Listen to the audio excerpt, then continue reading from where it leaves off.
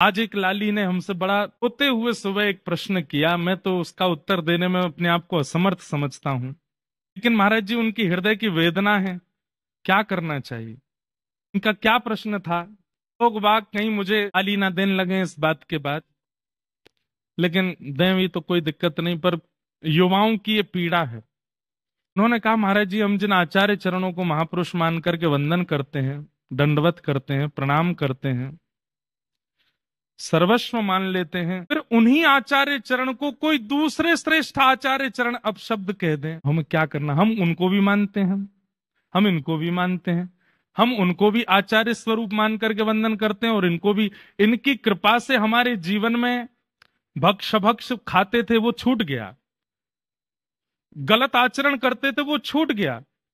जिन महापुरुष की कृपा, जिनकी वाणी से हमारा जीवन परिवर्तित हो गया, उन्हीं महापुरुष को एक ऐसे महापुरुष अपशब्द बोल रहे हैं जिनकी वाणी भी हम सुनते हैं, हमारे घर में सब सुनते हैं। ऐसी स्थिति में महाराज जी क्या करें। वो लाली बोली, कल से हमने अन्न नहीं पाया है, हम इतने व्याकुल हैं कि ये सब क्यों हो रहा है। भैया देखो, आपको दोष नहीं देखना है, आचार्य चरणों की सबके आपस में लीलाएं हैं। सबसे खतरनाक तो हमें लगता है कल की भगवान कौन से राक्षस को मारने आएंगे।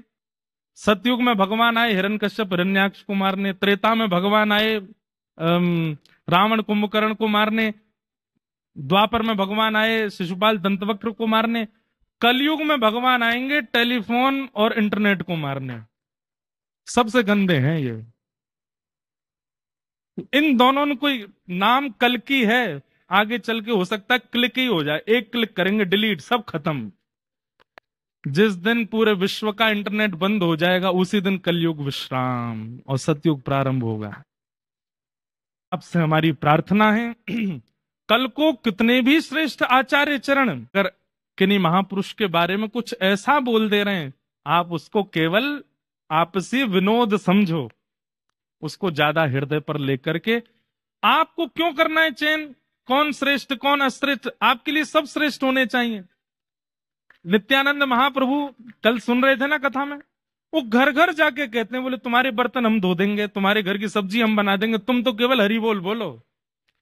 जब वे ये बात कह सकते हैं, चैतन्य महाप्रभु कहते हैं कि इस कलयुग में किसी जीव का त्याग नहीं करना, किसी जीव का उद्धार नहीं करना, सबको स्वीकार करना है। क्यों? क्योंकि उसमें जो दोष है ये उसकी कमी नहीं है, ये कलयुग का प्रभाव है।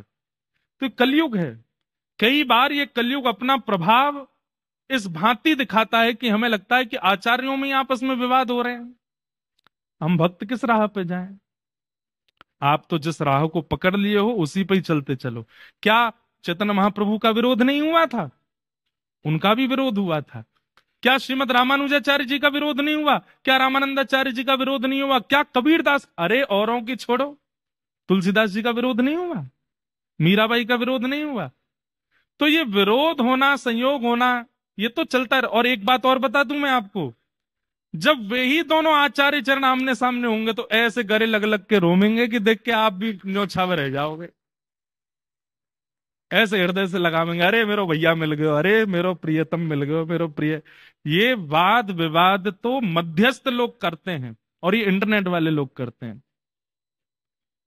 अब तो मेरे बहुत आती है, मैं बहुत कवर कर करके बोलता हूं। अपराध किसी का नहीं है, अपराध उन लोगों का है जो प्रश्न करने जाते हैं आचार्य चरणों से। आपको ऐसे प्रश्न ही क्यों करने होते हैं जिससे विवाद बनता हो? आचार्य चरणों की कोई गलती नहीं है, हम आचार्यों में दोष देखेंगे ही नहीं, चाहे आप हमारे सामने उनको किसी भी रूप में प्रस्तुत कर दो। गलती तो आपकी है। वे तो बेचारे आचार्य चरण तो बड़े भोले हैं, उनको क्या पता होता है कि सामने हमारे कैमरा लग रहा है, ये लग रहा है, ये केवल अपने कंटेंट वायरल के लिए हमसे ऐसे। आपको पूछना ही नहीं चाहिए ऐसा भाव किसी से भी। अरे ऐसी बातें पूछो जिससे विवाद शांत होता हो, ऐसी बातें नहीं कि जिससे आग और तेज हो जाती हो। कहीं दिख रहा है कि अग्नि लगी है और आप वहां झोंक करके कपूर फेंक आए तो आप अच्छे माने जाओगे? कहीं लगा कि भाई अग्नि चली है तो वहां जाओ, जाकर के थोड़ा पानी डाले आओ, फायर ब्रिगेड वाले वो क्या बोलते हैं उसको, लगे रहते हैं, लेकर के जाओ। वैष्णव का स्वरूप है, वो विवाद को और तीव्र नहीं करता, विवाद को शांत करता है।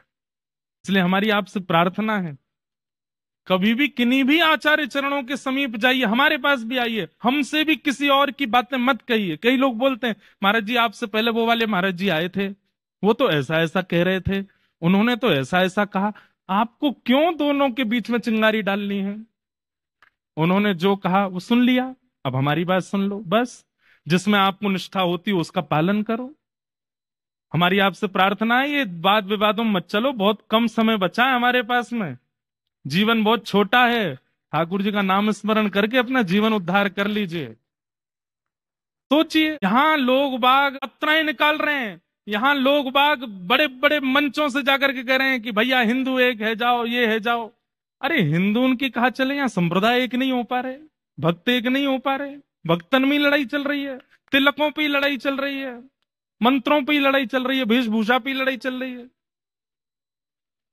भैया युवा जैसे तैसे आए हैं भक्ति मार्ग पे, आचार्य चरणों के भाव से कहीं वो भटक ना जाएं, इसलिए हमारी प्रार्थना आचार्यों से नहीं, आचार्य गलत नहीं हो सकते, हमारी प्रार्थना तो उन लोगों से है जो उनकी बातों को दूसरों तक पहुंचा रहे हैं।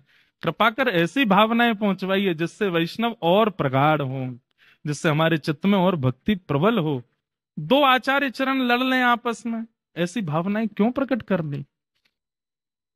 यहां देखिए श्रीमद वल्लभाचार्य जी महाराज पुष्टि मार्ग के प्रवर्तक और श्री चैतन्य महाप्रभु श्री गौड़िया वैष्णव परंपरा के प्रवर्तक जगन्नाथपुरी में दोनों भुजा उठा करके नृत्य कर रहे हैं।